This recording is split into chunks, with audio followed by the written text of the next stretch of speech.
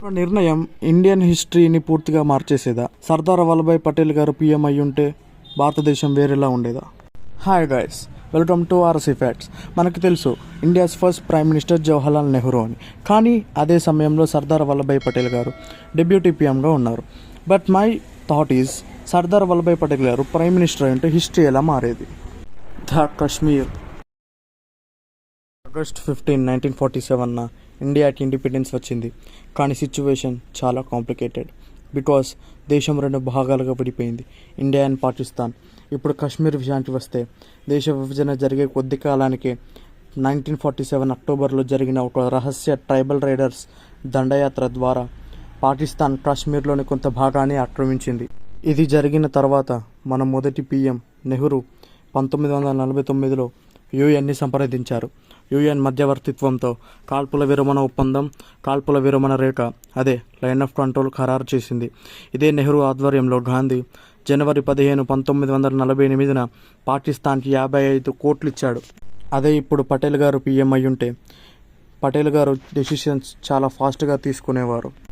Military action early and స్ట్రాంగ్గా ఉండేది.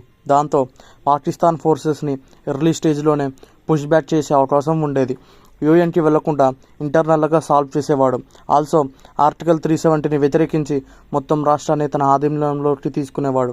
Main thing, ఎవరి మాట వినేవాడు కాదు. The oxide chain. ఇప్పుడు ఆక్సైడ్ చైన్ గురించి మాట్లాడుకుందాం. ఇప్పుడు ఈ ప్రాంతం చైనా బార్డర్లో ఉంది. 1962 ఇండో చైనా వారంలో చైనా గెలిచి ఆక్సైడ్ చైన్ని ఆక్యుపై చేసింది.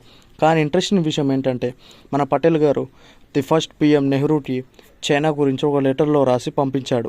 అదేంటంటే, టిబెట్ను చైనా ఆక్రమించుకోవడం జాతీయ భద్రతలో ఒక ముఖ్యమైన మార్పు అని, ఇదొక శాంతియుత పొరుగు దేశాన్ని భారతదేశ సరిహద్దుల్లో సంభావ్య దురాక్రమణ దారుగా మారుస్తుందని, చైనా యొక్క స్నేహపూర్వక వైఖరులు మోసపూరితమైనని ఆయన హెచ్చరిస్తూ రెండు వైపుల ముప్పు గురించి హెచ్చరించారు. బట్ మన మొదటి పీఎం నెహ్రూ చైనా పట్ల తన విశ్వాస విధానాన్ని కొనసాగిస్తూ ఆ హెచ్చరికను చాలా వరకు కొట్టిపారేశారు.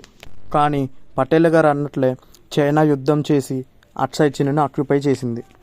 ఒకవేళ పటేల్ గారు పీఎంగా ఉండి ఉంటే చైనా గురించి నెహ్రూను హెచ్చరించిన కొద్ది కాలానికే డిసెంబర్ 1950లో పటేల్ గారు కన్నుమూశారని గమనించడం ముఖ్యం.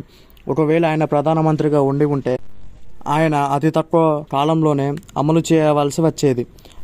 ఆయన బహుశా ఆక్సైడ్ చైన్లోని అన్ని వ్యూహాత్మక ఎత్తైన ప్రదేశాలను పట్టుకొని ఉంచమని ఆదేశించి ఉండేవారు. తద్వారా ఆ ప్రాంతాన్ని చైనా ఆక్యుపై చేసుకోవడానికి వీలు లేకుండా చేసేవారు. The eligibility.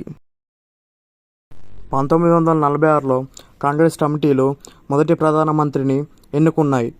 15 కమిటీలలో 12 కమిటీలు సర్దార్ వల్లభాయ్ పటేల్ను ఎన్నుకున్నాయి. కానీ మహాత్ముడు గాంధీ ఇన్వాల్వ్ అయి దేశాన్ని నెహ్రూ చేతిలో పెట్టి ప్రధానమంత్రిని చేశాడు. ఇక్కడ మీకు అర్థమై ఉంటుంది, అర్హతతో ఎవరు నెగ్గారో, ఇన్ఫ్లుయెన్స్తో ఎవరు నెగ్గారో. అందుకే దేశం ఇంతలా డెవలప్ అయింది.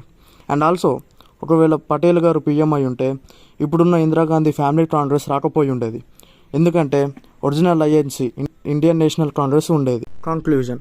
సో జరిగింది మనం మార్చలేం, అది మన చేతుల్లో లేదు. కొంతమంది మహానుభావుల వల్ల జరిగింది.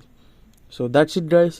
మీకు ఈ వీడియో నచ్చితే కనుక లైక్ చేయండి, షేర్ చేయండి. అలాగే ఇలాంటి వీడియోస్ కోసం మన ఛానల్ని సబ్స్క్రైబ్ చేయండి.